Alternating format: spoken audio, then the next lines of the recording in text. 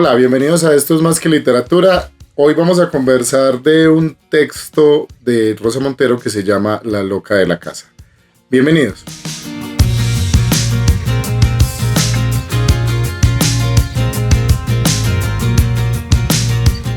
Cuando empecé a leer este libro, pensaba que iba a ser una especie de ensayo sobre la literatura, sobre la narrativa, sobre el oficio del novelista. Proyectaba redactar, en fin, una más de esas numerosas obras tautológicas que consisten en escribir sobre la escritura.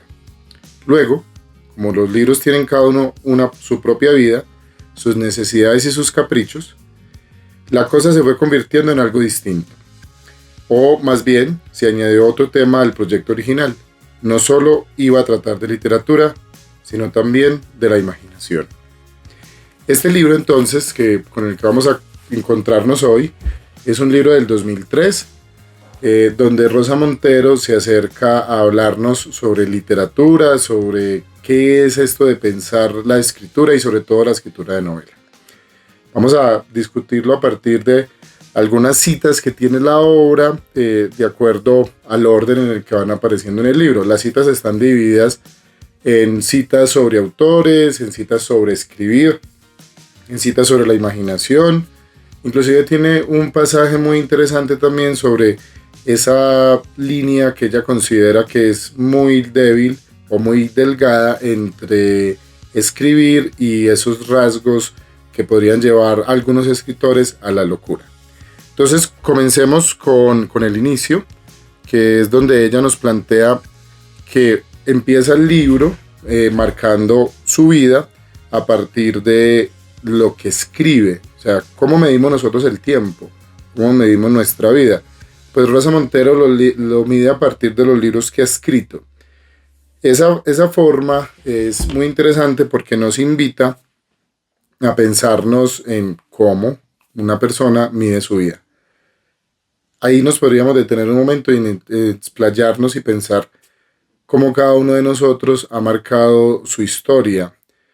Ella nos está invitando a que hagamos un análisis de nuestra vida, si bien es un libro más enfocado, digamos, para personas que quieran escribir. Este es un libro que invita también a los lectores a pensar desde el mundo de los escritores. Me he acostumbrado a ordenar los recuerdos de mi vida con un cómputo de novios y de libros.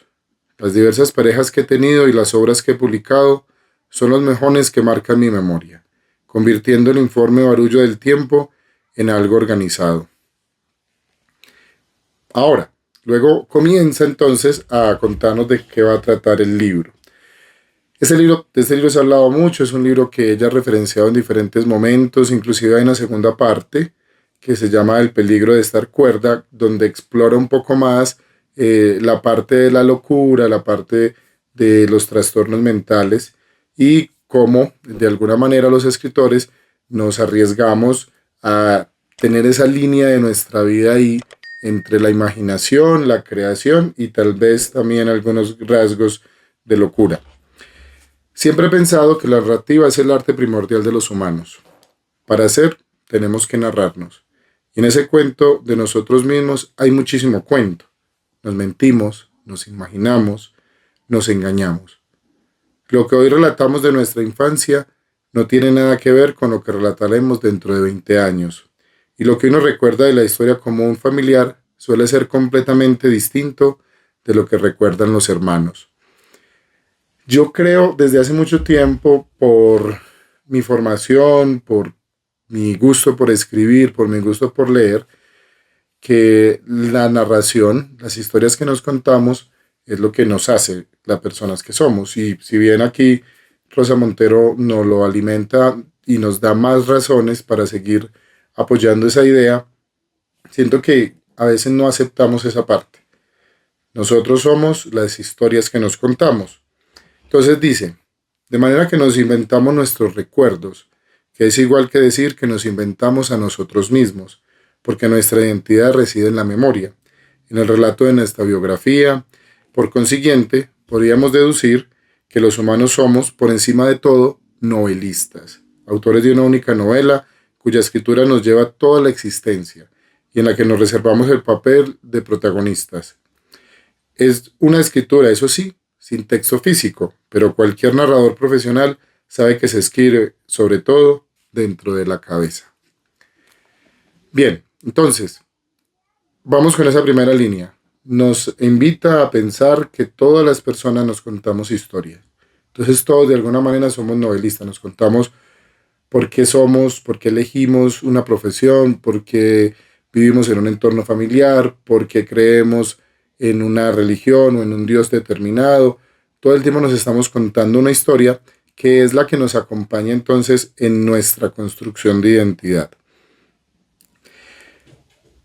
Esta parte, está en un fragmento que me genera mucho interés, se lo comparto. También eres eterno mientras inventas historias. Uno escribe siempre contra la muerte. ¿Qué tanto nos contamos a los demás? Esa oportunidad que tenemos hoy en día, que tenemos un espacio que se trasciende nuestro espacio físico y que llega en la virtualidad a todas las personas que quieran acercarse a saber de otros. En este caso nos contamos y nos estamos mostrando. Ahí tendríamos un límite muy particular en identificar si hay un riesgo en el parecer, si hay un riesgo entonces en no somos, sino que parecemos. Ella cierra el primer capítulo, que es un capítulo, entonces ese capítulo introductorio, donde nos invita a pensar un poco más. Por ejemplo, habla sobre ella. Esto es un texto muy interesante porque se devela ella como escritora, se devela como mujer y nos aporta también entonces la construcción de imaginación. Si nos vamos por las diferentes líneas que plantea el libro, la imaginación va a estar representada en la historia, en varias historias que ella nos va a ir contando. Ella hablando entonces de lo importante de escribir, lo importante que es para los seres humanos contarse historias, y ella empieza a contar historias, a contarse historias. Inclusive nos cuenta dos historias que luego, en algún momento más adelante, después de que se publicó el libro, se empiezan a develar que no son reales. Ella en el libro hay una parte donde aclara que hay unas historias que lo que contó es un uso de la imaginación.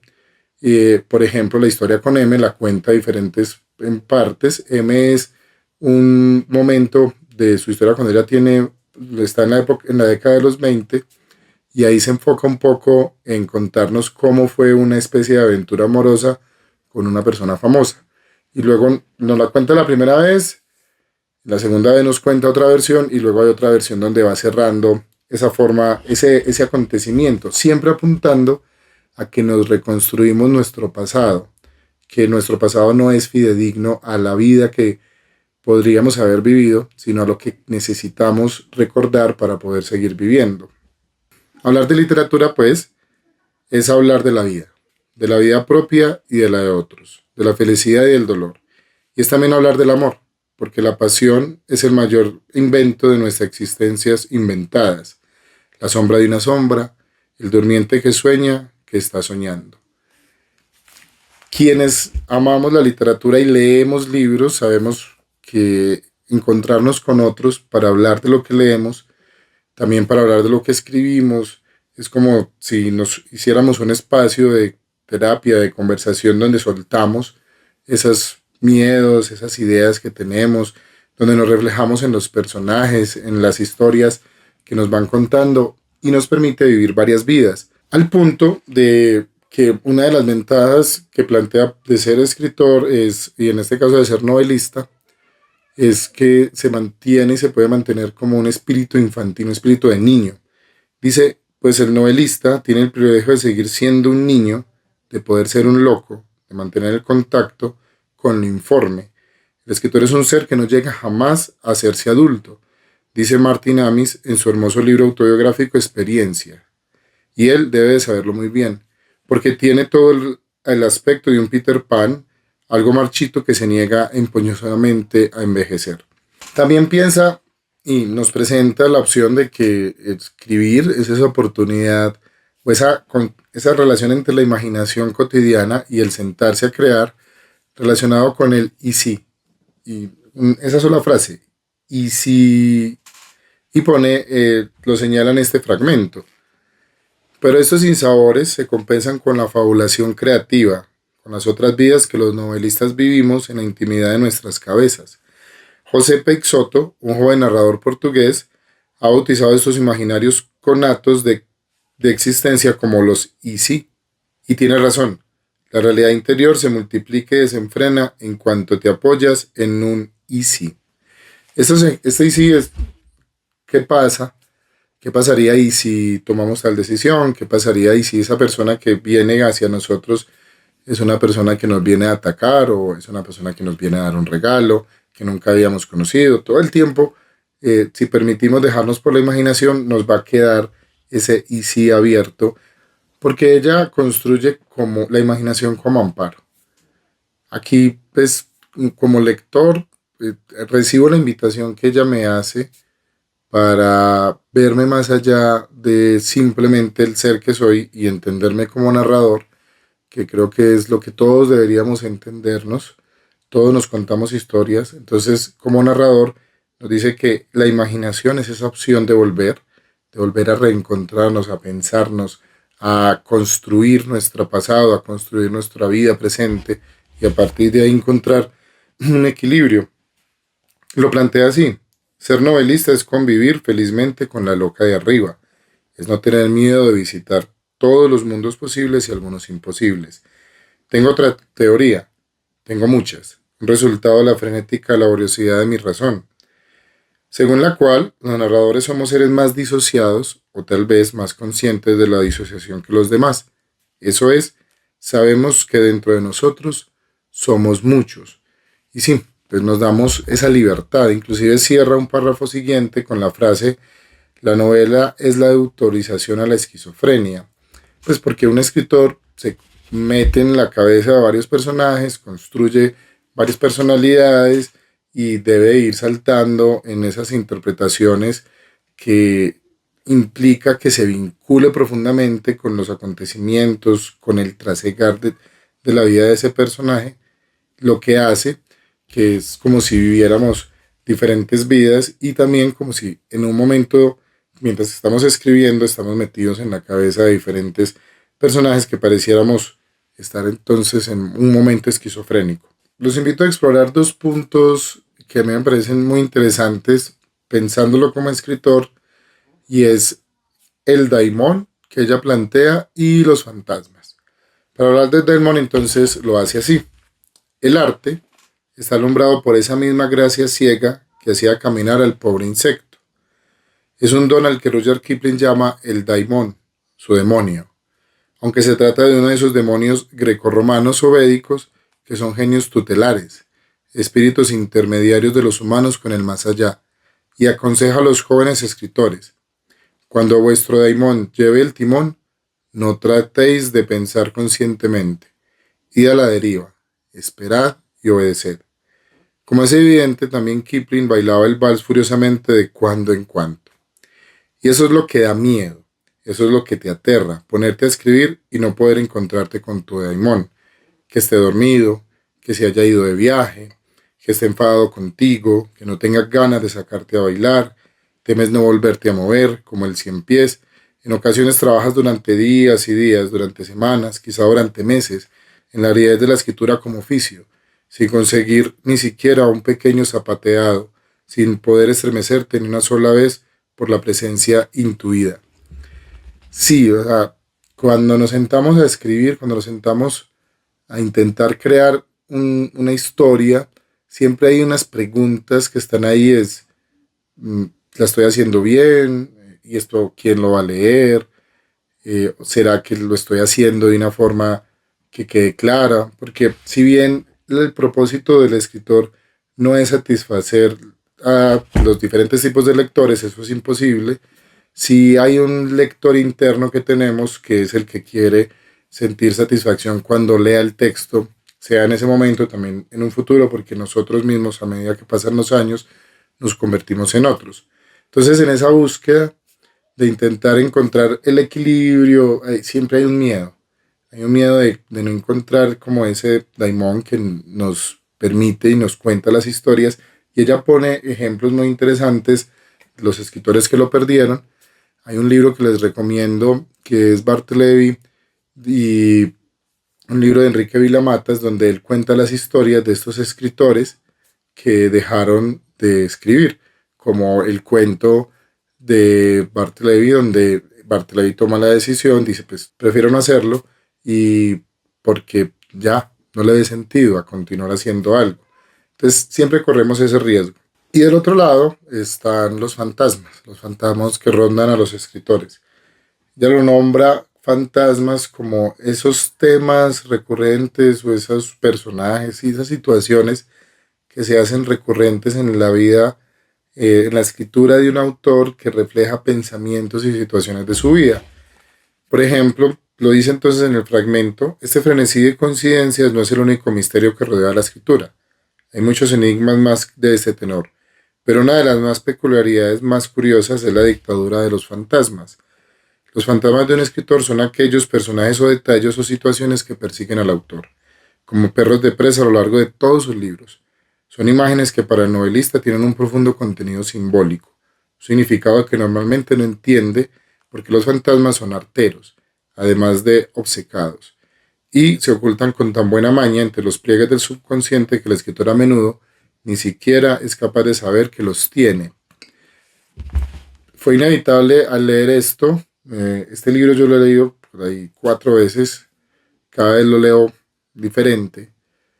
Cuando hice la relectura para este espacio, para conversarlo con ustedes, me pregunté cuál era mi fantasma y lo he ido encontrando, haciendo consciente en algunos textos cuando he visto cómo he empezado algunas obras, algunas publicadas y otras en las que estoy trabajando, donde suele rondar el tema de la muerte y sobre todo el tema, la muerte enfocada en un espacio del rito después de fallecida la persona, que es conocida en mi país como los velorios, como esos espacios donde hay un cortejo de despedida, donde están rodeados todos alrededor del ataúd, el ataúd está en medio, las demás personas están ahí, hay rezos, hay encuentros.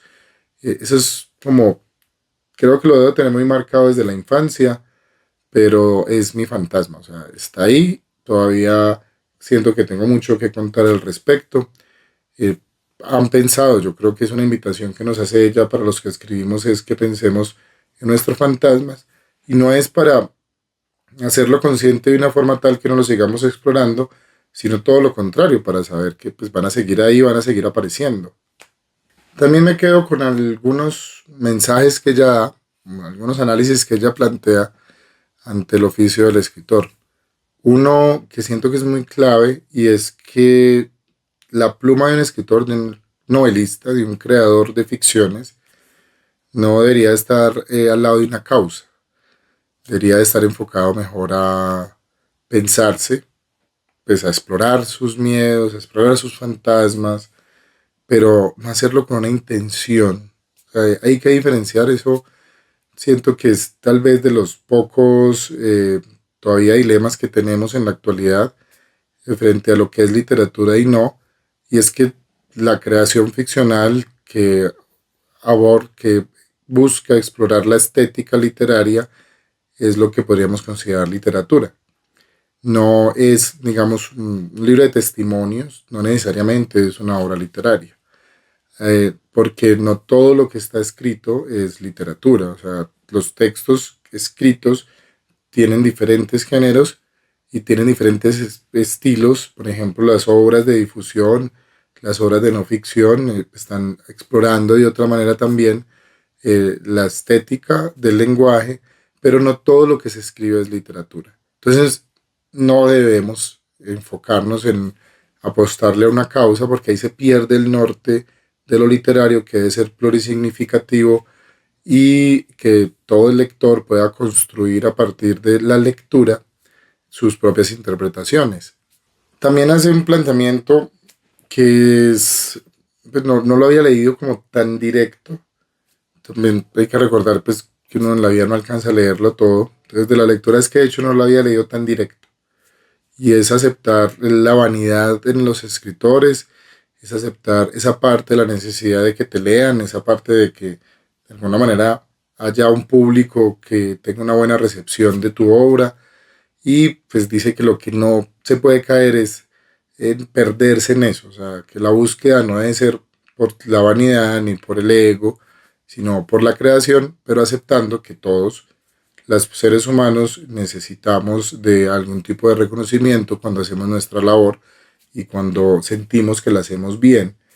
Ese llamado está ligado a cómo algunos autores se pueden perder normalmente. Pone el ejemplo de autores que se pierden desde haberse sentido fracasados, de que no hayan tenido una buena recepción, y por el otro lado pone ejemplos de autores, en especial por ejemplo de Truman Capote, que se pierde como autor después de haber obtenido el éxito con La Sangre Fría, que la calidad de sus obras decayó después de tener ese éxito. Y como este libro es una exploración, o sea, cuando ella comienza haciendo esa aclaración de que quería escribir un tipo de libro, un ensayo, ¿no? Pues es un libro que termina siendo muy honesto. Mi lectura del libro es de una autora honesta que nos muestra a los lectores esos temores, esas preguntas, esas contradicciones que tenemos los seres humanos, y en este caso una escritora, y lo refleja en los autores también. Entonces hay también un apartado ahí que, yendo en contra de lo anterior, de la vanidad, donde nos vamos al otro lado, donde nos sentimos completamente seguros sobre lo que escribimos, de cómo podemos saber de que lo que escribimos está bien escrito, de que mm, tiene calidad literaria. O sea, hay que diferenciar la calidad literaria de algo correctamente escrito desde la gramática, las reglas ortográficas, porque si bien un texto puede cumplir con eso, seguir lo correctamente escrito, no quiere decir que sea una obra de calidad que un lector quiera leer, que tenga calidad literaria. Y ahí luego nos va a llevar entonces a explorar cómo la inseguridad también puede llevar a el bloqueo, a la no escritura, al silencio de un escritor, por los temores que siempre va a generar, o esa inseguridad que sentimos y que pues está presente en casi todos los actos. Ahí creo que es una invitación a que todos, cuando escribamos, nos ponemos en la tarea. O sea, cada quien sabrá si lo hace desde la seguridad. Yo siento personalmente que una seguridad excesiva te puede cegar, y una inseguridad también excesiva pues no te va a permitir crear. Hay que tener ese equilibrio, y sabemos que no todo lo que producimos tiene que ser bueno. Entonces hay que tener esa tranquilidad. Si bien lo que hacemos lo hacemos con nuestras mejores intenciones, buscamos hacerlo con la calidad, con dar de sí en el texto todo lo mejor que tenemos en ese momento, pues es posible que ese texto no nos salga bien, solo porque es una suma de diferentes situaciones. Pues puede que estemos demasiado vinculados con la historia y no logremos narrarla de forma adecuada, puede que se nos haya saltado alguna parte de lo que queríamos contar, algo se nos terminó siendo incoherente, y ahí queda la tarea de tener un buen editor que nos acompañe y nos ayude a ver esos vacíos. Pero hay que confiar, hay que tener ese punto de equilibrio entre confiar en nosotros y a la par tener también claro de que no todo lo que hacemos puede salirnos bien.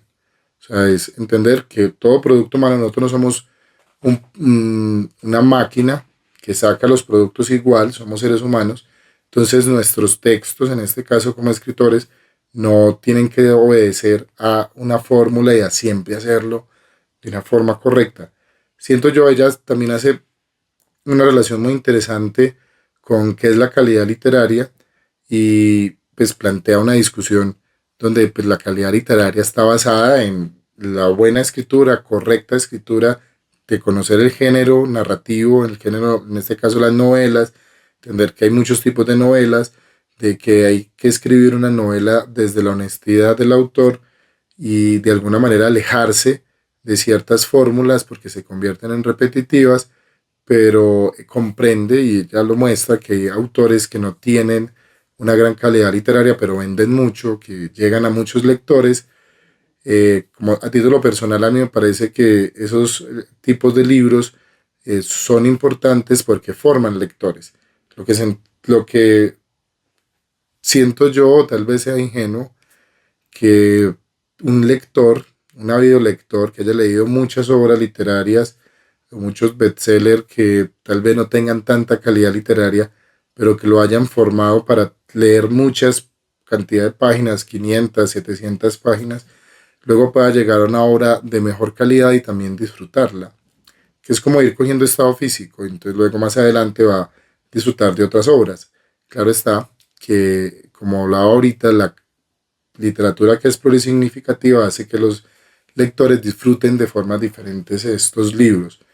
Eh, Hay una relación entonces en la calidad literaria, que es esa relación entre que esté correctamente escrito, que se conozca, un escritor debe leer mucho, entonces que conozca el canon, que conozca, y cuando hablo de canon no estoy hablando de los libros X o Y que todo el mundo tiene que leer, no, sino que conozca los libros bien escritos de lo que quiere producir, de lo que quiere crear, y a la par entonces busque que su escritura sea una escritura fluida, sea una escritura que permita que el lector se vincule con el texto, que perciba, que muestre, no que diga todo el tiempo, sino que muestre, que aprenda a jugar con los ritmos de la escritura, con los ritmos de las historias y ante todo, que no solucione las tramas de una forma poco realista, poco creíble.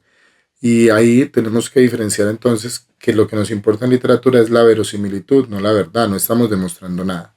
Necesitamos es que el lector se sienta vinculado, sienta que lo que está leyendo es posible que pase. Y le sumo que para todos, cuando en algún momento han escrito un texto y lo han enviado a un concurso y pues, un premio literario, un concurso tiene normalmente un solo ganador y se presentaron cientos de textos, no quiere decir que el texto que no ganó, tu texto, el texto que escribiste, no tenga calidad literaria. También hay que entender a dónde se envía, cuál es la intención del concurso, entender qué están buscando, pues de alguna manera es una moneda al aire, intentar saber están buscando los jurados. Entonces, no es evaluarse un texto a partir de si se gana un premio o no. Inclusive textos que ganan premios no quiere decir que tengan una mejor calidad literaria que otros, sino que era el texto que necesitaba ese premio en ese momento. A mí La Loca de la Casa me parece un libro delicioso de leer, que tiene múltiples lecturas. Cada vez que he vuelto a él encuentro cosas nuevas. O sea que para mí, por ejemplo, es una obra literaria a partir de eso. Yo lo disfruto mucho a pesar de que he encontrado ideas que me han sido recurrentes, pero cada vez las leo desde un nuevo yo, de ese yo que cada vez tiene más años, tiene más lecturas, que ha escrito más, y vuelvo a él, encuentro detalles. O sea, a los que les gustan las curiosidades y los chismes literarios, este libro está lleno de esos datos de escritores, de historias personales, de escritores, de qué les pasó, de cómo llegaron a una obra, de alguna manera conocer esos detrás de la vida, de cuando lees un libro, que hay detrás de algunos de esos autores. Entonces tiene esa suma, tiene la parte de la imaginación, que es muy rica, o sea, es entender que necesitamos la imaginación para vivir, necesitamos la imaginación para ser, si fuéramos más extremistas, para ser humanos. La imaginación hace parte de nuestro ADN, de lo que nosotros nos hace alejarnos de las otras especies de la Tierra, y es que imaginamos y que tenemos una creatividad ahí que está todo el tiempo a flote. Ojalá con todo lo que está pasando en nuestro entorno, con todos los distractores que tenemos, con esa falta de atención que vamos cada vez reduciendo, no perdamos la imaginación. La imaginación es clave. Yo cierro esta invitación a que lean La Loca de la Casa recordando un detalle para las personas que escribimos, y es que la novela es un artefacto. O sea, ella lo plantea varias veces, dice, esto es un artefacto, esto se crea, la novela dimensiona, y les comparto este fragmento. La novela es un artefacto temporal como la vida misma. Esta es otra de las características que unen la narrativa a la ciudad. Ya se sabe que el concepto moderno de tiempo nació más o menos en el siglo XII, con los primeros núcleos urbanos. La novela es una red para cazar el tiempo, como las redes que llevaban a Nabokov para cazar mariposas, aunque por desgracia, tanto los lepidópteros como los fragmentos de la temporalidad mueren enseguida cuando son atrapados. Y a los lectores, a las personas que no escriben, que no se arriesgan a crear, digamos, textos, recordemos que todos estamos todo el tiempo creando narraciones. Esa es la invitación, no es que los escritores son los únicos que imaginan, los únicos que inventan historias, todos los seres humanos lo hacemos. Y no nos neguemos ese derecho, no nos neguemos el derecho a imaginar, a permitir que la loca de la casa nos habite, que durante un tiempo la imaginación sea la que nos guíe en la vida, no pensar que eso era algo solamente de la infancia, sino entender que solo con imaginación también vamos encontrando nuestro equilibrio y la forma de estar en el mundo. Espero que lean La loca de la casa y que nos compartan qué les ha parecido. Recuerden, esto es más que literatura. Nos vemos.